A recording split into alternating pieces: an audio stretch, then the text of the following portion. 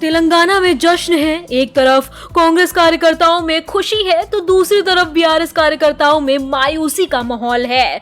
यूं कह सकते हैं कि तेलंगाना में राहुल गांधी का जादू चला और कांग्रेस की आंधी में बीआरएस उड़ गया। बीजेपी की बात इसलिए नहीं क्योंकि दूर दूर तक कांग्रेस के सामने बीजेपी दिखाई नहीं दे रही। 119 सीटों वाली तेलंगाना में कांग्रेस ने बहुमत का आंकड़े 60 से कहीं ज्यादा आगे पार कर लिए हैं, तो वहीं बीआरएस बहुमत का आंकड़ा भी छू नहीं पाई है। बीजेपी 10 के अंदर ही सिमट गई। लेकिन इस बीच सबसे बड़ा सवाल ये उठ रहा है कि तेलंगाना में कांग्रेस की प्रचंड जीत के सामने आखिर कौन बनेगा सीएम। हालांकि सीएम पद को लेकर कांग्रेस प्रदेश अध्यक्ष रेवंत रेड्डी के नाम की खूब चर्चा हो रही है। वही रेवंत रेड्डी जिसकी तारीफ करते खुद प्रियंका गांधी भी नहीं थकती, वही रेवंत रेड्डी जिसको साथ लेकर राहुल गांधी अपने दावे से तनिक भी पीछे नहीं हटे और तेलंगाना के लोगों से पहले कलम से 6 वादे साइन करने की बात तक कह डाली। ये वही रेवंत रेड्डी हैं जिनके राजनीतिक करियर की शुरुआत तो हुई एबीवीपी से, लेकिन समय के साथ टीडीपी में गए और फिर टीडीपी छोड़कर कांग्रेस ज्वाइन कर लिया और अब तेलंगाना में तहलका मचा रहे हैं। रेवंत रेड्डी पर कांग्रेस ने इतना भरोसा जताया कि 2-2 सीटों से मैदान में उतारा। केसीआर के खिलाफ भी चुनावी मैदान में उतरे।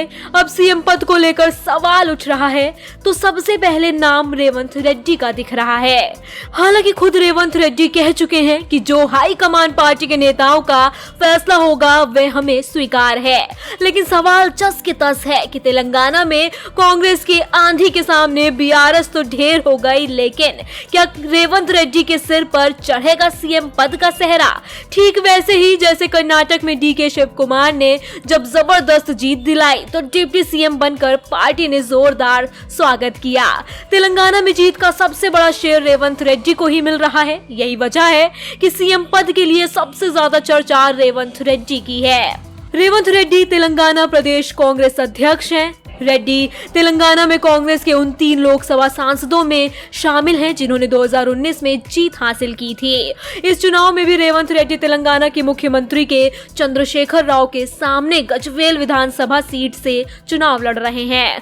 दूसरा सवाल बीआरएस के चंद्रशेखर राव को लेकर भी है कि नेशनल ड्रीम का सपना कैसे टूट गया। कांग्रेस के चंद्रशेखर राव के हैट्रिक का सपना तोड़ते हुए जीत की ओर बढ़ रही है। केसीआर की भारत राष्ट्र समिति यहां 2014 से सत्ता में है, लेकिन इस बार तेलंगाना की जनता ने बदलाव के लिए मतदान किया। तेलंगाना का गठन 2013 में हुआ था। इसके बाद ये तीसरा चुनाव है। इस चुनाव में केसीआर बतौर सीएम हैट्रिक लगाने से चूक गए। 2 बार के सीएम केसीआर के लिए बड़ा झटका है। केसीआर ने 2018 में विधानसभा चुनाव में प्रचंड जीत हासिल करने के बाद लोकसभा चुनाव के लिए तीसरे मोर्चे की बात की थी। वे 2024 से पहले इसी फॉर्मूले के तहत विपक्षी गठबंधन इंडिया में शामिल नहीं हुए। अक्टूबर 2022 में केसीआर ने अपनी पार्टी टीआरएस को राष्ट्रीय पटल पर लाने के लिए उसका नाम बदलकर बीआरएस कर दिया। इतना ही नहीं, जब तेलंगाना चुनाव में 1 साल से कम समय रह गया था तो कांग्रेस बीजेपी भ्रष्टाचार के मुद्दे पर राज्य में केसीआर के खिलाफ माहौल बनाने में जुटी हुई थी। तब केसीआर तेलंगाना के बाहर 700 कारों के काफिले के साथ पार्टी का प्रचार करने में जुटे थे। इन रैलियों में उनके साथ पूरी तेलंगाना कैबिनेट भी जाती थी। इतना ही नहीं, केसीआर ने अलग अलग राज्यों में जाकर विपक्षी नेताओं से भी मुलाकात की थी। वे जून में पटना में जाकर नीतीश कुमार से भी मिले। बावजूद इसके अपनी ही सरकार नहीं बचा पाए केसीआर।